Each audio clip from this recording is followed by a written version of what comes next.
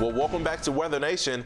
We're taking you to video that we received on Monday out of Aledo, Texas, and you see all of that smoke billowing up. That's from a wildfire that developed there.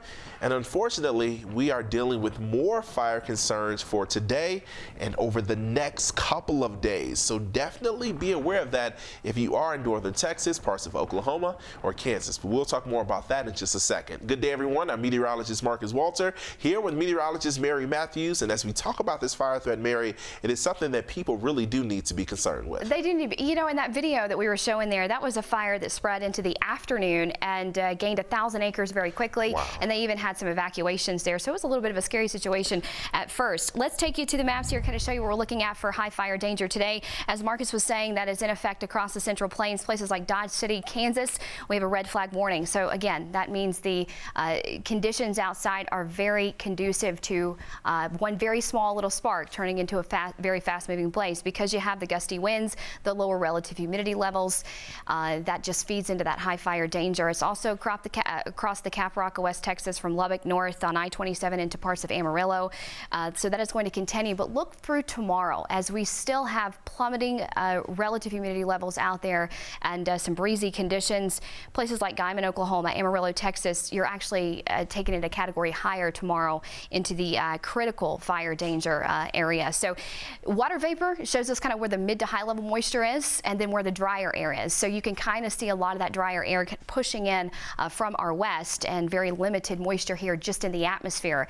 And of course, as we kind of keep saying, that feeds into that high fire danger. Winds will be kind of gusty out there, especially into Thursday. We could see gusts of 20-30 miles per hour. May not sound like much, but it is enough to spread any very small little spark very quickly across parts of the Central Plains.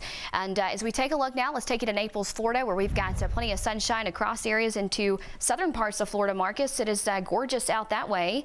And you know what? Living up to its name today, the Sunshine State. Exactly. Very sunny, very beautiful to start the day out in Naples, Florida. And we're talking about some nice conditions across this region over the next couple of days. So if you are in Florida, definitely enjoy it. But also if you're in parts of Louisiana, Mississippi, Tennessee, Kentucky, we're talking about a lot of warmth on the way for you. And it's all due in part to our current setup, where we have this ridge of high pressure, more or less a jet stream shifting north. As it happens, we get a lot of warm air building across the middle of the country. So Kansas City, Dallas, St. Louis, all of these areas will experience above normal conditions as we head throughout the day Thursday, and especially as we head toward Friday. I mean, take a look at Minneapolis, for example. We're talking about temperatures reaching the low 40s. Now, that may not sound like a lot to you, but their average high this time of year is 24 degrees. So at times, as we head toward Friday, we can be as much as 20 degrees above normal. Enjoy that after the rough commute you had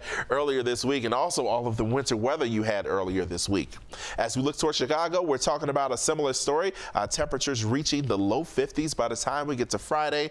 And again, that will be close to 20 degrees above normal, if not above 20 degrees above normal. So again, we're talking about a lot of warmth out there, and it's something you need to be aware of. Now, the reason why we're warming up again, we have that jet stream shifting north, but at the surface, we have a cold front that will be moving in from the west. Ahead of that cold front, we will get a lot of strong wind flow out of the south and southwest, and that will really help drive our temperatures even higher. So we are talking about a lot of warmth on the way as we head toward the end of this work week, and even as we start the weekend. But as that cold front is swinging through, it'll trigger some showers across parts of the Ohio Valley down into Tennessee.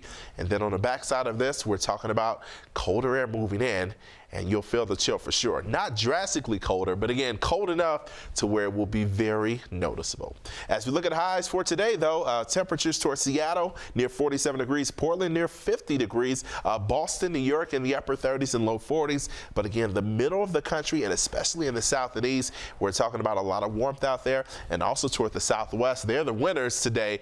Temperatures comfortably in the mid 70s. As we look at highs for Thursday, again, we see that heat continuing to build across the middle of the country, and this will continue as we head into Friday as well. I mean, take a look at St. Louis, nearly 60 degrees as we get close to ending January. You gotta love that warmth, especially after some of the cold we've already had this winter. Now, as always, you can watch us here on television, or you can check us out on Twitter. @WeatherNation is our handle.